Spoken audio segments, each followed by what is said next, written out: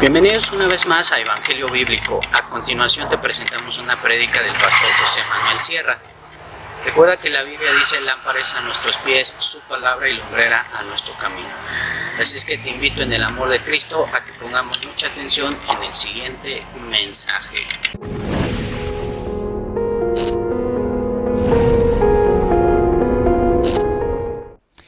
Señor, te damos gracias por este privilegio que nos das de poder estar aquí. Queremos abrir tu palabra y aprender de ella, y que tú nos hables y nos ministres, y que podamos, Señor, captar tu voz y el mensaje que tú tienes para nosotros en el día de hoy. Te damos gracias, Señor, porque sabemos que tú siempre hablas a través de tu palabra, y pedimos que seamos buena tierra en el día de hoy, y que esta palabra, esta enseñanza sea de provecho y para fortalecer nuestra fe, y para que podamos conocerte y servirte cada día mejor, con más ganas, con más entusiasmo y con más fervor, Señor. Nos ponemos en tus manos, pedimos tu bendición para este mensaje, yo como lo voy a dar y los que lo van a recibir, que podamos disfrutar de él y sobre todo ponerlo en práctica, en el nombre bendito de Jesús. Amén. Para situarnos un poquito, en la iglesia de Corinto, como ustedes saben, se presentó una situación muy desagradable, una situación grave. El apóstol Pablo se entera, y una de las cosas que le dice a los miembros de dicha congregación es que él personalmente está sorprendido de cómo la iglesia ha reaccionado de una forma tan pasiva, tan fría y tan indiferente ante una situación que estaba causando un descrédito al testimonio de la obra del Señor tremendo. El apóstol Pablo llega a decir que ni en el mundo, ni entre los gentiles pasaban esas cosas. Sabemos que la ciudad de Corinto y el mundo antiguo siempre tuvo problemas con el tema de la sexología. Con el tema del sexo siempre el mundo fue un auténtico desastre, y la ciudad de Corinto más todavía. La promiscuidad sexual estaba al orden del día. La homosexualidad, el lesbianismo, la zoofilia, etcétera, etcétera. Y claro, quieras que no, el lugar donde uno se ha criado, donde uno ha nacido, ejerce una influencia tremenda sobre nuestras vidas. Y el apóstol Pablo emplea una expresión que dice: ustedes tenían que haberse lamentado.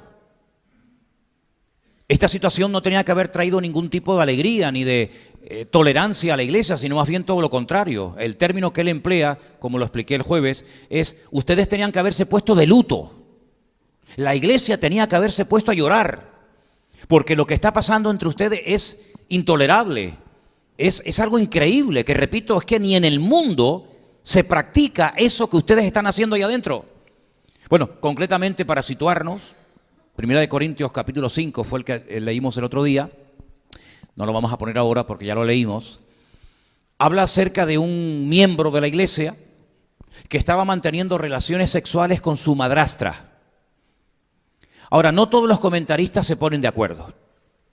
Algunos dicen, yo les voy a decir las diferentes opiniones o posturas en cuanto al tema.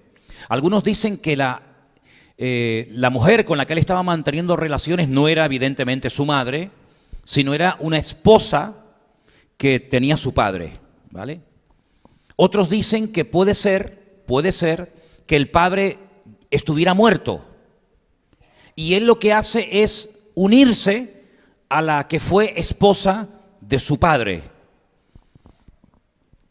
El hecho de que su padre estuviera muerto no le daba ningún derecho, según la Biblia, claro, según el mundo, pero según la Biblia, no le permitía a ningún hijo casarse o mantener relaciones con una mujer que fue esposa de su padre. En el libro de Deuteronomio, apunté este texto por aquí, Deuteronomio 22:30, ustedes pueden ver cómo se prohíbe categóricamente que un hijo tenga relaciones con una mujer que fue esposa de su padre, ¿vale? Por supuesto, con su madre, bueno, eso ya ni hablar. El caso es que el apóstol Pablo dice: ¿cómo es posible que ustedes sean tan tolerantes con algo tan grave? Ustedes tenían que haberse lamentado, como acabo de decir, ponerse de luto. Pero como veo que no hacen nada, sino que han permitido dicha situación en la comunidad, en la iglesia, juntaos en el nombre de Cristo, y yo como si estuviera presente entre ustedes, dice, y quiten de en medio de vosotros a ese perverso. Y esa palabra es tremenda, ¿eh? Quiten de en medio de vosotros a ese perverso. Y en ese contexto, sobre todo en el trasfondo bíblico, un perverso era una persona que se dejaba pervertir, que se dejaba seducir, que se dejaba arrastrar y torcer por el modo, por el estilo de vida del mundo. En otras palabras, el estilo del mundo estaba influenciando la vida de la iglesia, en vez de la iglesia transformar el estilo de vida de la gente del mundo, de los que no conocían al Señor. Eso lo dejamos para después, ¿ok? Yo te voy diciendo según yo te voy diciendo, ¿okay? No te me adelantes, ¿ok? Entonces, una de las cosas que el apóstol Pablo dice, miren hermanos, en la iglesia, si algo tienen que tener claro, es que, y nosotros también, por supuesto, es que nosotros no solamente estamos aquí para venir a escuchar un buen sermón o una buena enseñanza. Si tu vida cristiana única y exclusivamente se limita a eso, tú tienes la vista muy corta. Y hay muchas cosas fundamentales del Evangelio que tú no has terminado de entender. El que tú vengas aquí a escuchar una buena palabra, una sana doctrina, un buen estudio bíblico, etcétera, está muy bien, pero no solamente eso. Tú tienes que entender de que tú y yo, todo creyente, todo nacido de nuevo, es un embajador, un representante de Cristo en el lugar donde tú ejerces influencia. Tú vives en una zona donde tienes conocidos, tienes amistades, tienes familia, tienes compañeros de trabajo, tienes personas que te conocen, y tú puedes ser que seas el único punto de referencia del Evangelio y de la luz del Evangelio en ese sector, en ese lugar.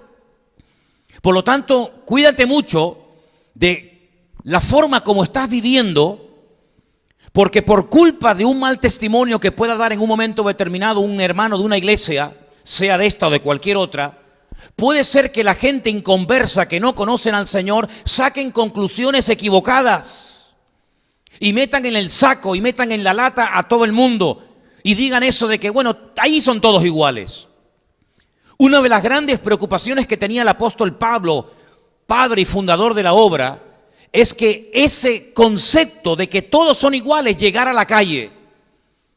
Y Pablo no había estado allí durante un tiempo de su vida ministrando a aquella iglesia, a aquellos hermanos, para que al final uno tirara por tierra la obra de años. Porque ustedes saben que edificar cuesta mucho y lleva años edificar. Pero destruir y tirar por tierra el buen nombre y el buen honor del Evangelio, en minutos se puede echar por tierra el trabajo de años. Y entonces Pablo lo que dice es, miren hermanos, y ahora sí vamos a poner 2 Corintios 13, versículo 5.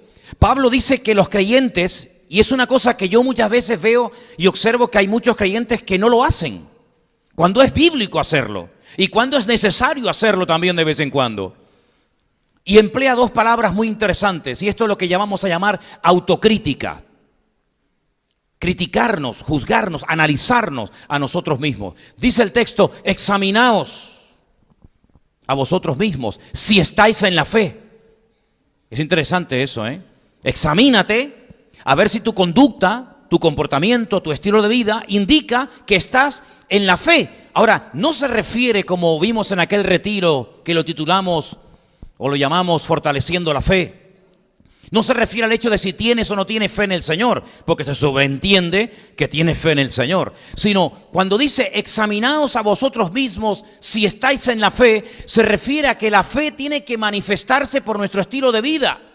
Es más, nuestro estilo de vida, escúchalo bien por favor, refleja nuestra relación con Dios o nuestra no relación con Dios. Es decir, la forma como tú hablas, cómo te comportas, cómo vistes incluso, fíjate lo que te digo, la forma como reaccionas, la forma como tú vives realmente, no dentro de la iglesia, no dentro de estas cuatro paredes, sino fuera cuando nadie te observa, cuando nadie te mira.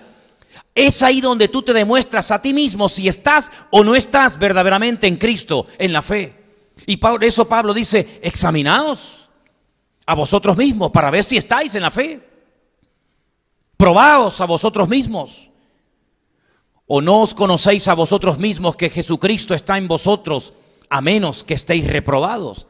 Hay dos palabras muy interesantes en ese texto: examinaos y probaos. Eso es lo que se llama autocrítica.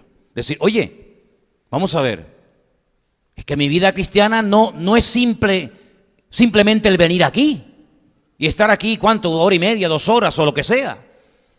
Sino que mi relación con Dios tiene que traspasar las puertas de este salón. Y es allá afuera, cuando nadie me ve, cuando estoy fuera digamos, de la jurisdicción, por decirlo de alguna manera, de la iglesia, fuera del ambiente de los hermanos, es donde tú te tienes que probar y te tienes que examinar a ti mismo, a ver cómo hablas cuando estás entre los inconversos, a ver cuáles son tus chistes, tus comentarios, tus temas de conversación. ¿Eres igual aquí que afuera? Bueno, tú lo sabrás. Yo me alegro mucho de que hay un personaje en la Biblia que le llamó mucho la atención al Señor, y es un tal Natanael. Dice que cuando vino caminando hacia el Señor se le queda mirando y le dice a los que estaban en aquel momento con él, le dice, he aquí un verdadero israelita, en el cual no hay engaño. Y Natanael se le queda mirando y le dice, pero Señor, nosotros nunca nos hemos visto. Es la primera vez que nos encontramos. Y el Señor dijo, yo te vi a ti cuando estabas debajo de la higuera. Ahora, yo sinceramente no sé lo que hacía Natanael debajo de aquella higuera. No lo sé, porque el Señor no lo dice. ¿Y cómo lo voy a saber yo? Pero lo que está bien claro es que el Señor sabía cómo era Natanael en la intimidad. Y por eso dice públicamente, este es un verdadero israelita. Y el apóstol Pablo lo que no quería es que la vida cristiana de la iglesia se llevara única y exclusivamente de puertas para adentro, pero de puertas para afuera fuéramos completamente diferentes. Por eso dice, examinaos y probaos a vosotros mismos. La iglesia de Corinto no sabía cómo actuar ante una situación grave como la que estaba pasando dentro de la iglesia. No sabían qué hacer.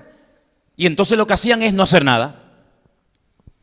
Y el apóstol Pablo estaba realmente sorprendido y decía, estoy realmente sorprendido con vosotros de ese espíritu de buenismo. Ya explicamos el día jueves y pusimos la definición de ese término que no es muy antiguo, se ha añadido hace muy poco tiempo al diccionario de la Real Academia Española. Ese buenismo es de decir, bueno, no pasa nada, él es así, ella es así, hay que aceptarlo tal y como es. Ese buenismo no es bíblico, sino que la Biblia nos enseña que Dios siempre, y Dios no cambia, Dios siempre ha confrontado al hombre con su desorden, Dios siempre ha confrontado a su pueblo con su pecado y lo ha señalado con nombres y apellidos, para que el pueblo de Dios entendiera que lo que Él aborrece, tú y yo también tenemos que aborrecerlo, y lo que Él ama, tú y yo también tenemos que amarlo.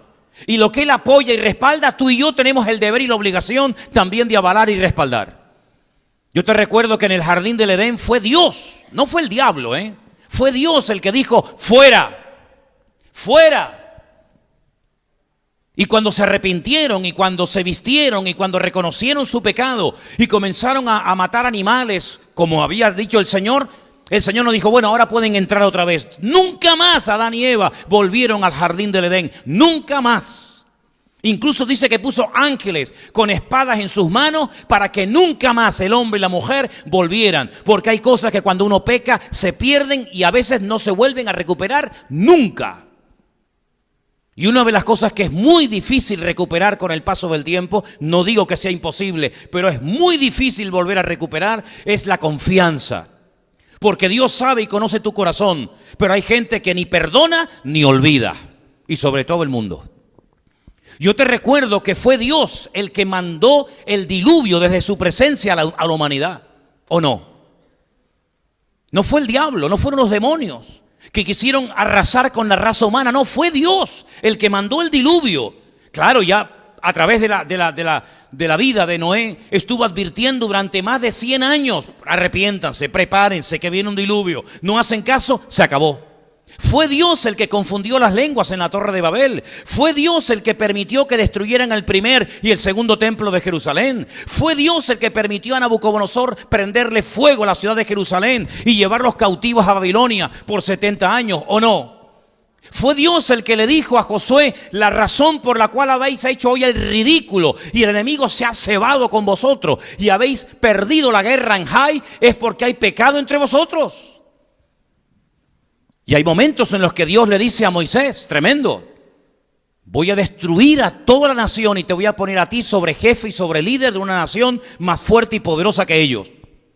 Y gracias a la intercesión de Moisés, Israel está vivo y existe hasta el día de hoy. Es decir, una de las cosas que tenemos a estas alturas ya, hermanos, es reconocer nuestra responsabilidad. Que usted tiene que ser una luz, como yo también, claro. Y usted tiene que ser un punto de referencia en su familia. Y que cuando alguien tiene alguna necesidad, algún problema, a quien tienen que recurrir es a usted. Y tienen que ver que usted opina y habla y vive y se comporta de una manera diferente. Pero no solamente dentro, sino fuera de las puertas de la iglesia. ¿Cuántos dicen amén? Y todo esto le preocupaba muchísimo al apóstol Pablo. Porque él lo que quería es que la iglesia de Corinto cambiara el estilo de vida de la ciudad y no la ciudad se infiltrara dentro de la iglesia. Por eso él tiene que tomar unas medidas drásticas, porque lo que estaba pasando allá adentro no era normal. Y ante una situación, digamos, excepcional, tiene que haber un trato excepcional. Y por eso dice: a ese perverso, quítenlo de medio de vosotros. Y entonces la primera razón por la cual el apóstol Pablo manda a que ese miembro de esa congregación lo expulsaran es para que el estilo de vida del mundo no gobernara la vida de la iglesia. Quiero que lea usted ese primer punto conmigo. Que el estilo de vida del mundo no gobierne la iglesia. Si quiere, quite la palabra iglesia y ponga mi vida. Que el estilo de vida del mundo no gobierne mi vida, mi casa, mis hijos, mi familia, mi matrimonio, mi negocio, etcétera, etcétera. El mundo tiene un estilo de vida y no se cortan en publicarlo. Y salen a la calle y reivindican y hacen pancartas y hacen canciones y hacen manifestaciones y hacen todo tipo de manifestaciones. ¿Por qué? Porque no están dispuestos a que les pisoteen lo que ellos consideran sus derechos. Por lo tanto, nosotros como creyentes también tenemos que defender los derechos, pero no los nuestros, sino los derechos de Dios. Porque la Biblia, como dije el jueves, es la revelación por escrito de los deberes del hombre con Dios. Y entonces lo que Pablo, y el Señor, mejor dicho, a través de Pablo nos dice en el día de hoy, es que no dejemos que el mundo nos diga cómo tienen que vivir nuestros niños y cómo tenemos que llevar nuestras relaciones familiares o matrimoniales. O cómo tenemos que vestirnos, o cómo tenemos que peinarnos, o cómo tenemos que comportarnos. No, no le permitamos en absoluto al mundo que dicte nuestro estilo de vida. En segundo lugar, Pablo intentaba con esta medida, esta disciplina sobre la vida de esta persona, que no se perdiera la santidad de la iglesia. Dice la Biblia que sin santidad nadie verá al Señor. La santidad no es poner cara de niño bueno, de mosquita muerta. La santidad es llevar a la práctica la vida de Cristo a través de la nuestra. Eso es santidad. Vivir como Cristo vivió en este mundo. Lo que Él aborrecía, yo lo aborrezco. Lo que Él hacía, yo quiero hacerlo. Lo que Él me dio como ejemplo, yo también quiero imitarlo. La santidad tiene que ser el estilo de vida de la congregación. En otras palabras, el apóstol Pablo dice: sería una tragedia que el mundo terminara apagando la santidad, la vida de Cristo dentro de ustedes, dentro de la congregación. Por eso esta reprimenda, por eso esta medida drástica. Tercer lugar, Pablo intentaba a través de aquella primera carta que les escribe a los hermanos, que se tomaran muy, pero que muy en serio el pecado y sus consecuencias. Con el pecado no se puede flirtear, con el pecado no se puede coquetear, ni se puede pactar. El pecado es tremendamente destructivo. Hay gente que no le da importancia, pero Dios le da mucha importancia. Y para Dios la paga, la consecuencia de cualquier pecado, grande o pequeño, llámese como se llame, siempre el mismo, la muerte. La paga del pecado es la muerte, dice la Escritura. Y las consecuencias del pecado a veces, por misericordia de Dios, no salen a la luz, pero en otras ocasiones, pues sí, también salen a la luz. Y el apóstol Pablo lo que quiere es que la iglesia tome conciencia de que con el pecado no se puede jugar. Las consecuencias del pecado son terribles a corto y a largo plazo. Y por la eternidad, pues fíjate tú. Y finalmente, el apóstol Pablo lo que quería es que en la iglesia se quedaran los principios, los valores, las ideas bien claras dentro de la iglesia. Los miembros de la iglesia de Corinto y los de Vida Nueva también deben tener claras sus convicciones. ¿Dónde están basadas nuestras convicciones? ¿Cuál es la base? ¿Cuál es el fundamento sobre el cual decidimos ser así o ser asado? ¿Hacer esto o hacer lo otro? La Biblia, la palabra de Dios. Cristo es el fundamento y su palabra es lo que le da consistencia a nuestra vida. ¿Cuántos dicen amén? Claro, puede parecer para los hermanos inmaduros, para la gente que todo lo llena con ese buenismo ridículo y absurdo que no cambia a nadie, le pudo parecer a más de a uno que Pablo se pasó, llamando perverso a este hermano, a este creyente de la iglesia, pero encima diciéndole a toda la iglesia que lo expulsaran, que lo echaran fuera de la iglesia. Sin embargo, en 2 de Corintios, capítulo 2, porción que se ha leído en esta tarde, y espero que hayan prestado atención a ella, lo que Pablo les pide que haga a la iglesia de Corinto trajo unos cambios tremendos y todos muy buenos. Si alguno me ha causado tristeza, no me la ha causado a mí solo, sino en cierto modo, por no exagerar, a todos vosotros. Por supuesto, no era un dolor única y exclusivamente del corazón del apóstol Pablo, sino que toda la iglesia tenía que estar dolida y entristecida porque un miembro de la congregación estaba proyectando una imagen terrible de lo que no era el evangelio, ¿verdad? Le basta a tal persona esta reprensión hecha por muchos. Se refiere al fornicario de Corinto, capítulo 5 de Primera de Corintios. Así que al contrario, vosotros más bien debéis perdonarle y consolarle para que no sea consumido en demasiada tristeza. ¿Os dais cuenta cómo produjo efectos? ¿Os dais cuenta cómo este hombre, al verse fuera de la iglesia, al ver que todo el mundo le decía exactamente lo mismo, no que uno le decía blanco y uno le decía amarillo, sino que todos le decían exactamente lo mismo, lo que tenía que hacer y lo que no tenía que hacer? ¿Os dais cuenta cómo esa tristeza que produce el pecado lo llevó al arrepentimiento, lo llevó a buscar de Dios? Por lo cual os ruego que confirméis el amor para con él, después del arrepentimiento, no antes, Porque también para este fin os escribí, para tener la prueba de si vosotros sois obedientes en todo. Y al que vosotros perdonáis, Pablo dice yo también, porque también yo lo he perdonado. Si en algo he perdonado, por vosotros lo he hecho en presencia de Cristo. El versículo 11 dice, para que Satanás no gane ventaja alguna sobre nosotros, pues no ignoramos sus maquinaciones. Se ve que surtió efecto.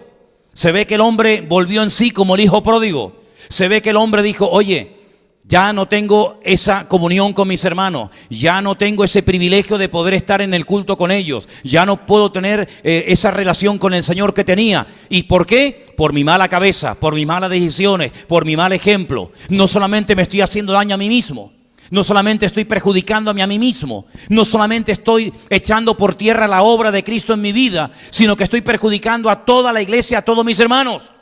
Por lo tanto, él se arrepintió.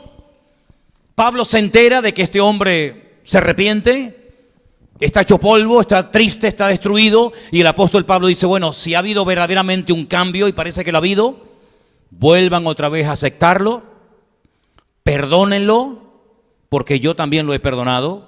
Y no lo he hecho solamente por vosotros, sino que lo he hecho en Cristo. Y por lo tanto, así como os dije en su momento, échenlo. Ahora os digo en la segunda carta que os escribo, vuelvan otra vez a admitirlo. Y de perverso, que pase otra vez a tener una relación con el Señor, y que vuelva otra vez a ser admitido, y que vuelva otra vez a disfrutar de la comunión con los hermanos, porque esa es la voluntad de Dios. ¿Cuántos dicen amén? ¿Os dais cuenta, hermanos? ¿Os dais cuenta cómo el Señor da oportunidades para que cambiemos? ¿Os dais cuenta cómo el Señor, cada vez que va a hacer algo fuerte, que puede tener una repercusión tremenda. Siempre antes manda el remedio. ¿Os dais cuenta? El hombre descubre una enfermedad e intenta descubrir el remedio. Dios siempre da el remedio antes, siempre. Iba a venir, por ejemplo, la muerte de los primogénitos en Egipto, que iba a venir sí o sí. Pero ya el Señor antes de que viniera dice, pero, si quieren evitar la muerte de los primogénitos, incluido de los animales, tienen que hacer esto y aquello. El que lo haga, se salva. El que no lo haga, allá él. Antes de mandar el diluvio, levanta la vida de Noé y lo tiene durante 120 años a él y a su familia predicando y advirtiendo, arrepiéntanse, miren que viene el diluvio, miren que Dios no tolera el pecado, etcétera, etcétera. Manda primeramente el remedio y luego manda el juicio. Qué tremendo, ¿verdad? Esa es la forma como Dios actúa. Antes de que viniera el Mesías, antes de que viniera a condenar el pecado en la cruz, manda primeramente a un Juan el Bautista.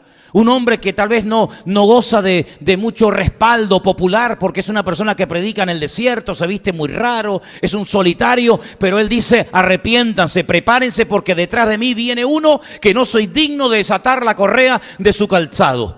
Os advierto que yo os bautizo en agua, pero el que viene detrás de mí, él os bautizará con Espíritu Santo y fuego.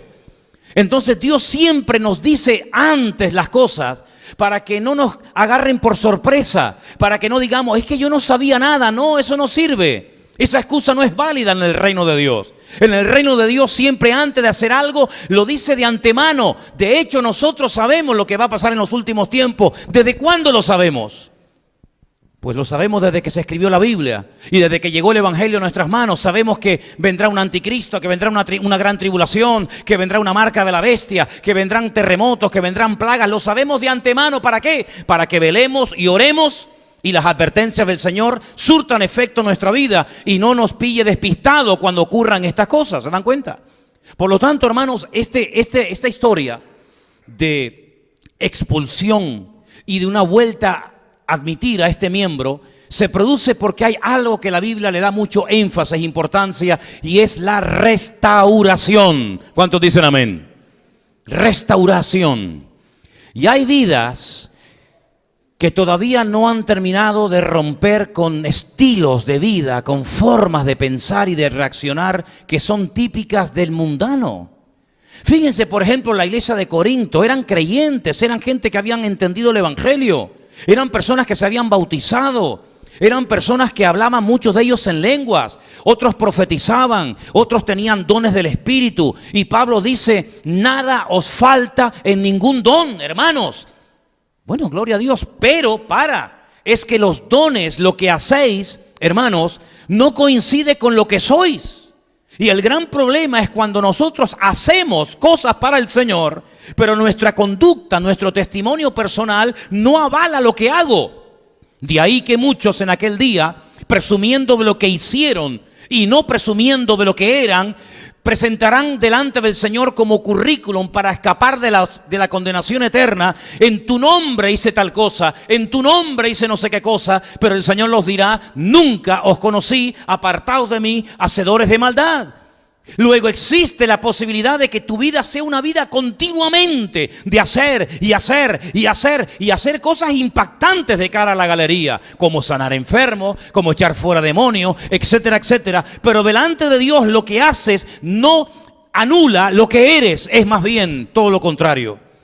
La Biblia nos enseña que tiene que haber un perfecto equilibrio entre los dones, es decir, entre lo que hacemos, y el fruto, es decir, lo que somos delante del Señor. Y en este caso la iglesia de Corinto estaba creciendo de una forma desequilibrada y estaba causando una mala impresión de cara al mundo. Ni entre los gentiles se nombra el tipo de pecado que habéis llegado a tolerar dentro de la obra. Por lo tanto, en la iglesia, queridos hermanos, dentro de la comunidad, entre los cristianos, tiene que haber unidad.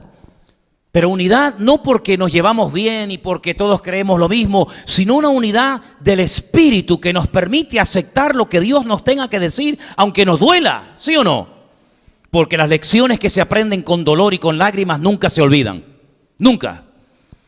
Yo quiero decirles que hay principios que hasta el inconverso, si los logra descubrir y poner en práctica, le pueden llegar a producir auténticos resultados fantásticos. Y les voy a poner un ejemplo.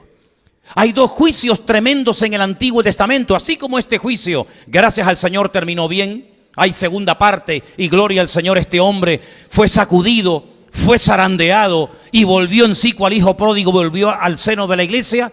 En el Antiguo Testamento hay historias tremendas donde vemos que a pesar de la advertencia el pueblo no reaccionaba. El pueblo seguía empeñado en pecar y en desobedecer y en llevar la contraria al Señor. Y los dos grandes ejemplos de juicios tremendos que afectaron a miles, tal vez a millones de personas en la antigüedad fue el diluvio y la Torre de Babel. El diluvio. Dios decidió romperlo todo y empezar de nuevo. Pero previamente dice, y curiosamente dice Jesús en el sermón en el Monte de los Olivos, que los últimos días serán como los días de Noé, se parecerá mucho. Dice que cuando el Señor observó desde su trono a la tierra, dice que la tierra estaba llena de violencia por todas partes, una agresividad brutal. Todos se mataban y se peleaban unos contra otros, no había unidad. Era una guerra entre familias, entre amigos, entre vecinos. Y el Señor dijo, es mejor romperlo todo y empezar de cero. Tiempo más tarde, cuando aparentemente la humanidad tenía que haber aprendido, pero parece que el hombre siempre vuelve a tropezar en la misma piedra. Ya pasó cuando terminó la Primera Guerra Mundial, que los psicólogos y expertos de la época, ¿verdad?, los estadistas de la época dijeron, ahora el hombre ha aprendido.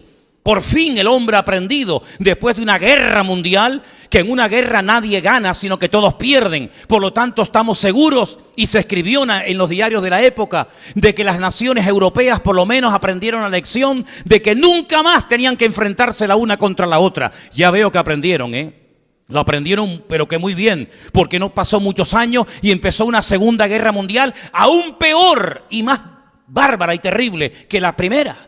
Y es que el hombre no termina de aprender. Pero con el diluvio, el hombre aprendió algo cuando comenzó a reproducirse la humanidad, cuando comenzaron a salir otra vez por todas partes de la tierra. Dice que se unieron. Y se unieron lamentablemente para lo malo, pero se unieron. Descubrieron el principio, el poder tremendo de la unidad. Y dice que eran una sola lengua, eran una sola carne, con un solo objetivo, con un mismo sentir, con un mismo propósito, desafiar al mismísimo Dios, construir una torre que llegara a la misma presencia del Señor, y una vez que llegaran y cumplieran con su objetivo, le podrían decir a Dios y presumir, hemos llegado a tu presencia a nuestra manera y no como tú nos dijiste. Dios no los destruye.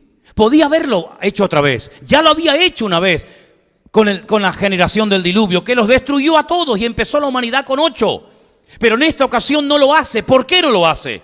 ¿Ha menguado su poder? ¿Es que ya es más tolerante y flexible al pecado de la humanidad? No, sino que la humanidad está unida para lo malo, pero al fin y al cabo unida.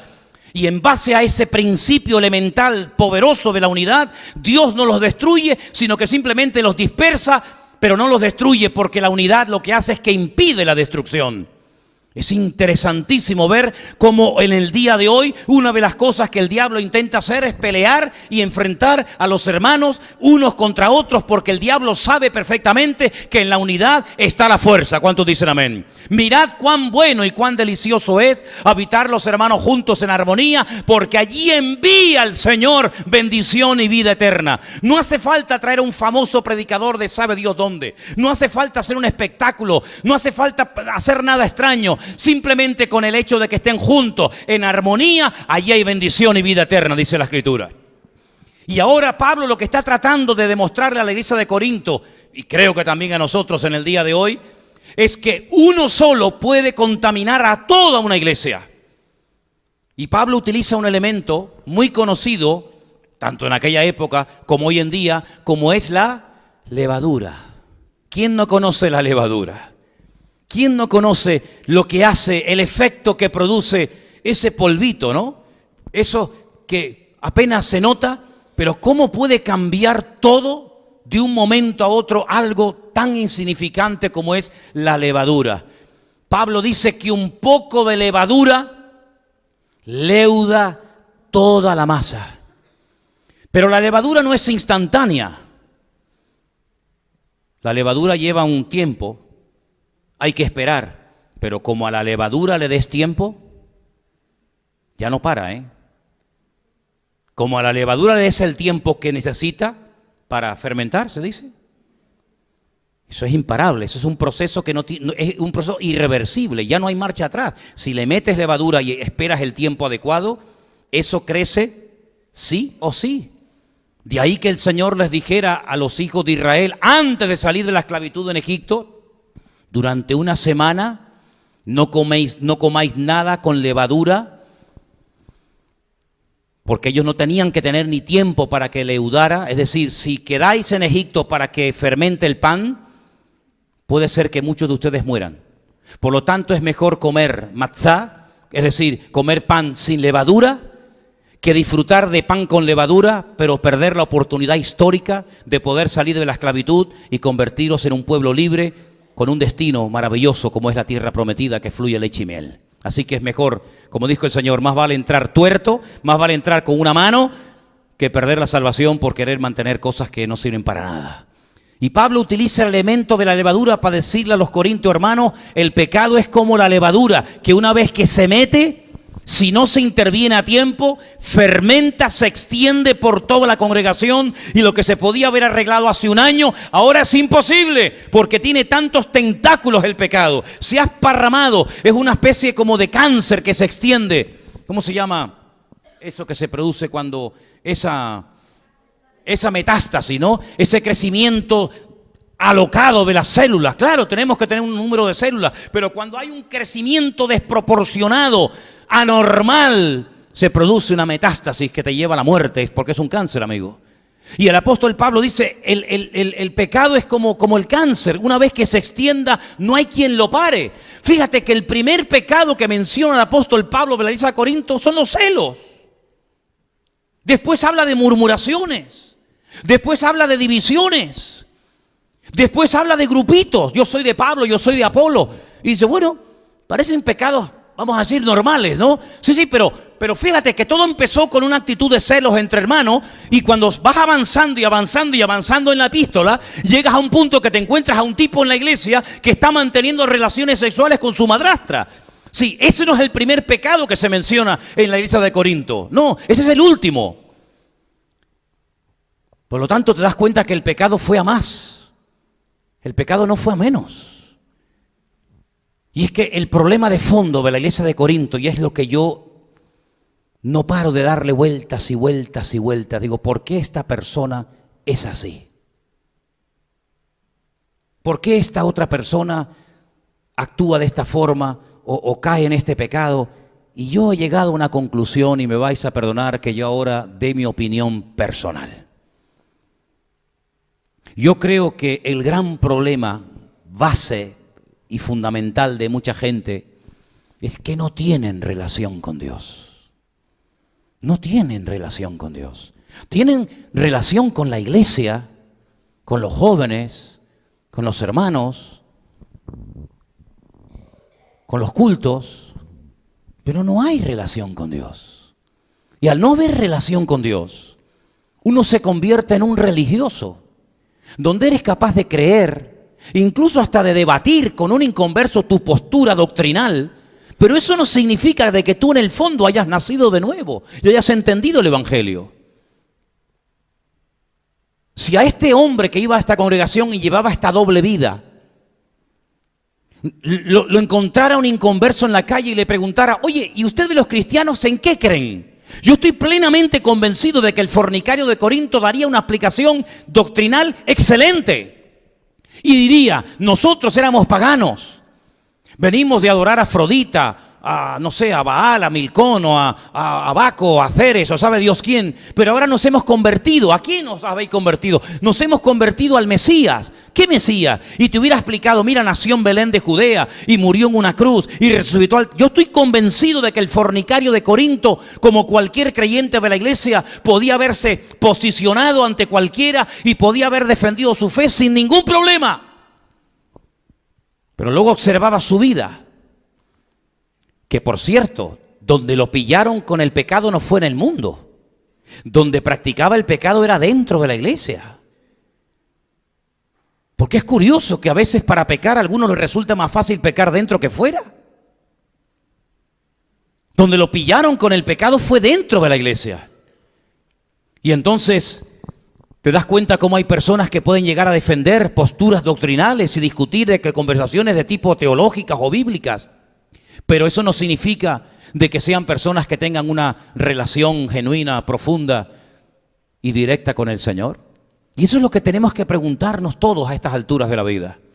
Por eso el apóstol Pablo le sorprendía que algunos de la iglesia no hacían nada. Cuando una persona no aborrece el pecado es porque lo más probable es que no tenga ese deseo de aborrecimiento hacia el pecado, porque su relación con Dios no está en óptimas condiciones, porque el creyente no solamente deja de pecar, es que no quiere pecar. Pero no dejamos de pecar porque decimos, bueno, es que es pecado, yo en el fondo lo haría, pero como la Biblia dice que no puedo, pues no lo hago, pero si por mí fuera yo lo haría. Creo que hay diferentes niveles en nuestra relación con Dios, digamos en nuestra relación de santidad. Yo no solamente no me emborracho porque Dios prohíbe la borrachera, y no solamente soy fiel a mi mujer porque Dios prohíbe la infidelidad, y no solamente no hago esto porque es pecado, sino no lo hago porque quiero agradar a mi Dios, y lo que a mi Dios no le agrada, a mí tampoco.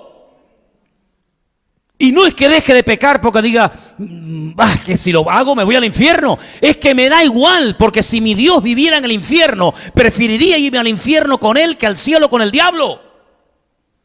Y eso es lo que se llama temor de Dios. Y la iglesia de Corinto tenía dones, pero no tenía temor de Dios. ¿Y por qué no tenía temor de Dios? Porque no había relación con Dios. Y donde no hay relación con Dios, puedes vivir en desorden y puedes venir al culto. Sí, este venía al culto. Este no se iba al culto de Afrodita en la esquina, ni se iba al culto de Apolo en la esquina de la ciudad. No, este iba al culto. Era un cristiano, era un creyente, un miembro más de la iglesia. Pero mira qué vida llevaba. Entonces, si tú quieres agradar a Dios, querido hermano y hermana, si tú quieres agradar a Dios, ya no entro, ya tú verás. Si tú quieres agradar a Dios, tú tienes que preguntarte, ¿yo tengo relación con Dios? ¿Yo estoy enamorado de Dios? ¿Yo conozco al Señor? Porque dice la Biblia que el pueblo que conoce a Dios se esfuerza por agradar a ese Dios. ¿Por qué la iglesia de Corinto no aborrecía el pecado? Porque para ellos ciertos y determinados comportamientos dentro de la iglesia eran normales. Yo no sé cuántos miembros había en la iglesia. No sé si era una iglesia de 40, de 150 personas, de 200, de 1000, de 5000, no tengo ni idea. No tengo ni la más remota idea. Lo que sí sé, que la santidad no está reñida con la cantidad de las personas, sino con la calidad de nuestra relación con el Señor. Y por eso yo creo que sería muy bueno que en esta tarde todos optáramos por elegir el mejor camino. ¿Y cuál es el mejor camino, hermanos? El mejor camino, ¿sabes cuál es? Hacer la voluntad de Dios. Ese es el mejor camino. Haciendo la voluntad de Dios, Dios va a estar a tu lado. Porque yo he llegado también a la conclusión, y creo que de esto sé algo, que Dios nos trata según nuestro comportamiento. Analizar la frase que os acabo de decir, si es así o no es así, pero yo creo sinceramente que Dios nos trata a cada uno de nosotros según nosotros vivimos nuestra relación delante de Él. Hay momentos en los que Dios quiere hacer cosas y dice, pero ¿cómo voy yo a hacer esto? Y no se lo voy a decir a mi amigo Abraham. Y tú dices, pero Señor, ¿pero qué necesidad tienes tú de contarles tus cosas a nadie? ¿Qué necesidad tienes tú de decirle a Abraham, mira Abraham, quiero hacer esto y aquello? Y la explicación que da el Señor es que yo sé que Abraham, después de él, le enseñará a sus hijos y sus hijos a sus hijos de que guarden la palabra que han recibido. Y ante semejante actitud de fidelidad, ante semejante comportamiento, yo quiero abrirle mi corazón, permítame, abrirle mi corazón y contarle lo que voy a hacer a mi amigo Abraham. ¿Te das cuenta cómo nuestra relación con Dios, nuestra forma de vivir, condiciona el comportamiento, la actitud que Dios tenga hacia mi persona o no? ¿No te das cuenta que en la última cena, cuando todos dudaban de sí mismo y decían, ¿seré yo? ¿Seré yo? ¿Seré yo? Uno dijo, ¿quién es? ¿No te das cuenta que uno dijo, ¿quién es? ¿Por qué no preguntó Juan? ¿Te refieres a mí? Porque había tal amor de Juan hacia el Señor que a Juan ni se le pasaba por la cabeza negar a Cristo. Así que si el Señor acaba de decir en esta mesa, en esta noche, que uno de entre nosotros le va a entregar, yo creo que uno le va a entregar, pero también creo que yo no voy a hacer, porque yo amo al Señor. Y como yo no amo al Señor, me atrevo a acostarme sobre su costado y preguntarle algo diferente. ¿Quién es el que te va a entregar, Señor? Y el Señor se lo reveló a Juan. Y el Señor le dijo, fíjate bien, mira, al que yo le dé pan mojado en vino, ese es. Es decir, que cuando Judas salió, los demás dijeron, bueno, como es el tesorero, como es el que lleva la bolsa, a lo mejor le va a dar una ofrenda de última hora a alguna persona necesitada, porque estamos esta noche en una celebración importante, solidaria, en la que hay que ayudar a los pobres, huérfanos y viudas, ¿verdad? Pero sin embargo Juan sabía que Judas no iba a dar una ofrenda, un donativo de última hora. Juan sabía perfectamente que en cuanto Judas probara ese pan y ese vino y se levantara de la mesa, donde iba era a donde el Señor le profetizó, a negar y a entregar a Cristo. ¿Te das cuenta el nivel de comunión que tenía el Señor? ¿Te das cuenta cómo el Señor nos trata según nuestro comportamiento? Le decía 300, 400, 500 años después a un rey perverso y maligno. Le decía, no te mato, no te destruyo, no voy a por ti, por amor a mi siervo David. Es decir, que está con vida gracias a que David hace 400 años tuve una relación con él, llegó a ser el hombre más cerca de mi corazón que jamás ha existido. Y por amor a él, no te destruyo a ti. ¿Te das cuenta, hermano?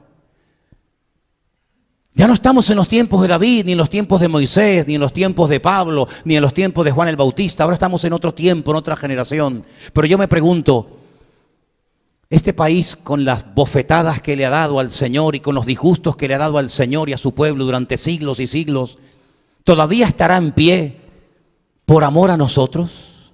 ¿Te has preguntado eso alguna vez? ¿Seguirá todavía el volcán del Teide apagado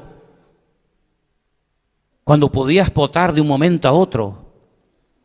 Y estoy seguro de que con los inútiles de políticos que tenemos, aquí no hay ningún plan de evacuación y moriríamos todos como ratas en media hora. Porque por el desnivel de los barrancos la lava llegaría aquí en menos de 40 minutos. ¿Será que todo eso está como dormido y calmado por la presencia de sus hijos en esta tierra? ¿Has pensado eso en alguna vez? ¿Será que todavía no ha venido la destrucción total y el caos y el crack económico totalmente a España? Porque todavía hay pueblo de Dios que ora y clama al Señor para que Dios tenga misericordia de esta tierra. Yo creo que sí. Yo creo que sí. Porque lo que me sorprende no es cuando vienen maremotos y tsunamis y terremotos y todo tipo de barbaridad. No me sorprenden que venga. Lo que siempre he dicho, lo que me sorprenden es que no venga más. Lo que me sorprenden es que Dios aguante tanto. Por eso, hermanos queridos, llévense esta lección esta tarde grabada en vuestros corazones y vuestras mentes. Un hombre estaba perjudicando el crecimiento de toda una iglesia en una ciudad llamada Corinto. Así como hubo un hombre que hizo que mujeres quedaran viudas y niños quedaran huérfanos ese día en la ciudad de Jai porque tomó lo que no tenía que haber tomado, el fornicario de la iglesia de Corinto no iba a cambiar con el tiempo, porque el tiempo a veces lo que hace es que perjudica más una situación, como una enfermedad. Se tenía que tomar una medida drástica porque era un caso excepcional, y lo mejor que se podía hacer para el beneficio de él y para el beneficio de la obra es decir, fuera. No eres digno de estar en este lugar porque estás contaminando el cuerpo. Y dijo Pablo algo tremendo, entréguenselo a Satanás. Yo estoy seguro que en más de una congregación hoy en día a Pablo no lo invitarían, Estoy convencidísimo que estos que están todo el día con el amor, que aquí no hay amor, que no sé qué, estoy seguro que con Pablo se llevarían, pero que muy, muy, muy mal. Porque la contundencia con la que habla es la misma contundencia con la que Dios trata al pecado. Pero el objetivo, ¿cuál era? Que hubiera un cambio. ¿Y qué es lo que Dios pretende contigo y conmigo? Cambiarnos. Y por eso dice la Biblia que a veces Él nos disciplina, por eso a veces Él nos prueba. No es causa de gozo aparentemente, es cierto, pero dice que después da fruto apacible para su gloria y para su honra. Así que este mensaje sobre el fornicario de Corinto, que fue expulsado y luego vuelto a admitir en la iglesia, que es una lección y un botón de muestra de cómo por muy bajo que uno caiga, si verdaderamente hay un arrepentimiento, hay una restauración, pues que quede grabado en lo más profundo de nuestros corazones. Pero no lo utilicemos como licencia para el pecado. Es decir, bueno, uno cayó allí, pecó, se arrepintió y luego... No, cuidado. También te recuerdo las palabras de Cristo cuando le dijo a uno, ¿nadie te condena? Los que te querían matar a pedradas, todos han ido corriendo. Sí, dice, pues vete y no peques más. No peques más. Valora este momento. No vuelvas otra vez a liarte en la basura, porque dice Pedro, serán como el puerco o la puerca que la lavan y se vuelve a revolcar en el estiércol. Y le dijo a aquel paralítico de Betesda, que se lo encontró al día siguiente en el templo, buen lugar para encontrárselo, qué diferencia de haberte visto ayer en Betesda a verte ahora en el templo.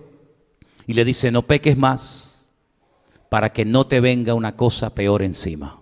¿Habrá algo peor para la humanidad que un diluvio?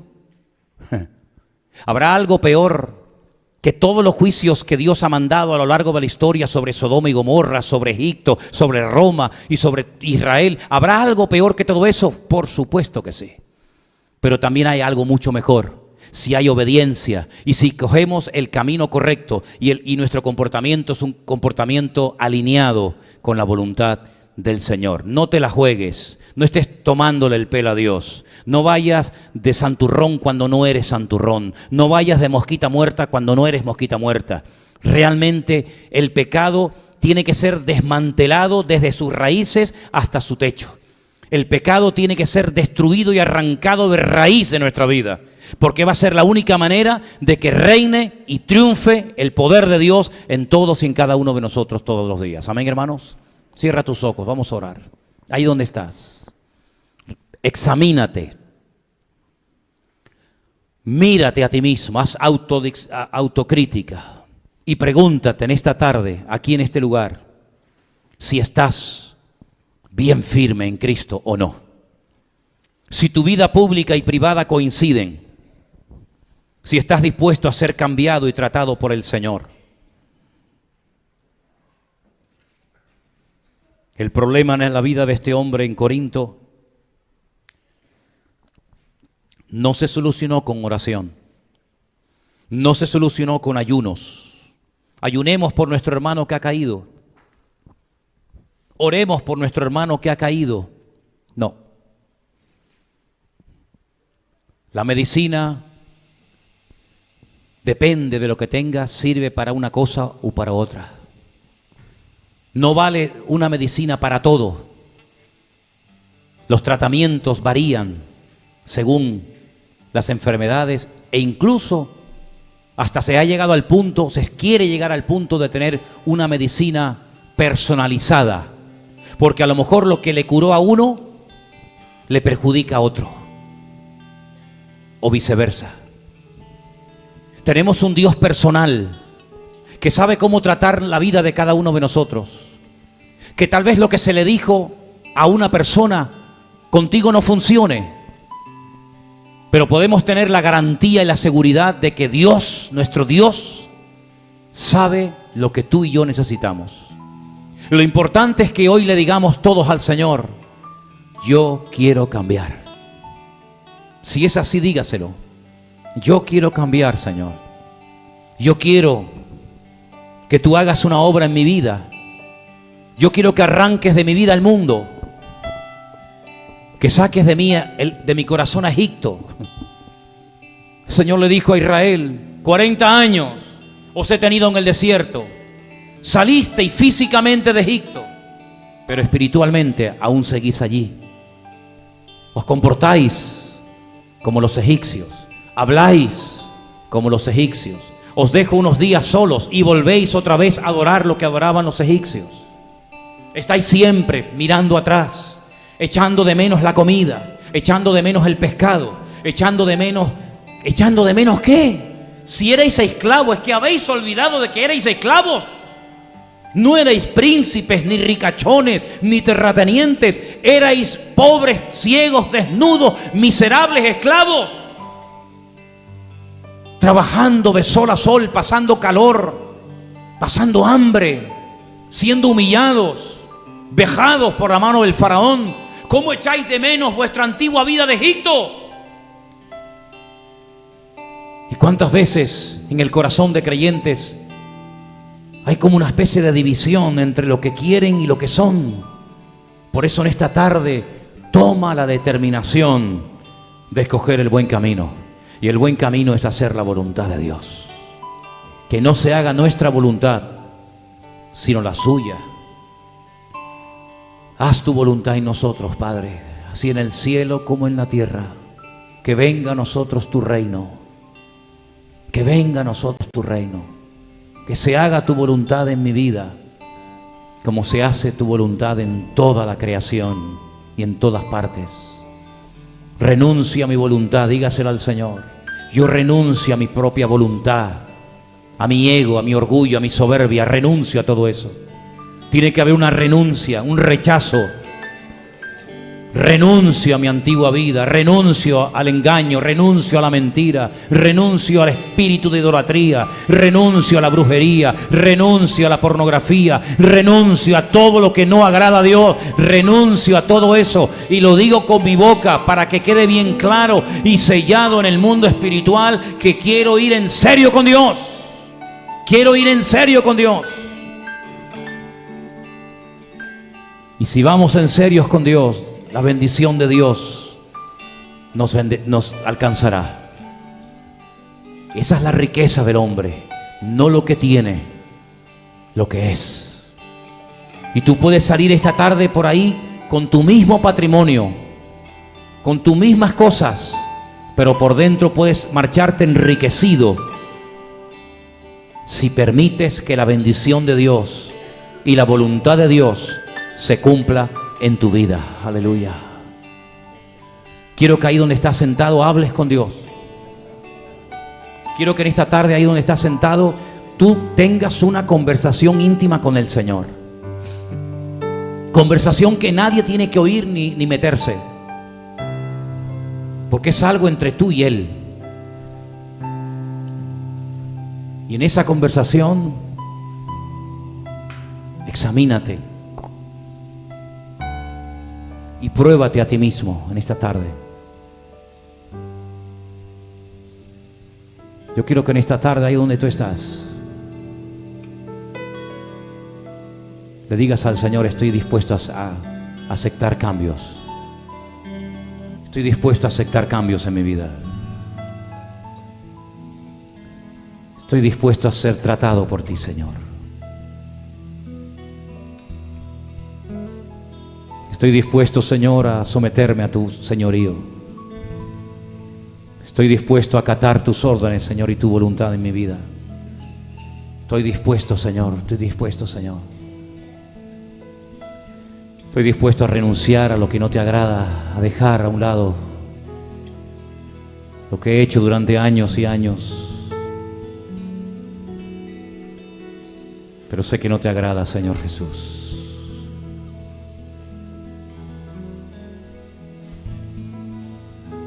Te oramos, Señor, en esta tarde, Jesús. Aleluya. Quiero que estemos orando en esta tarde mientras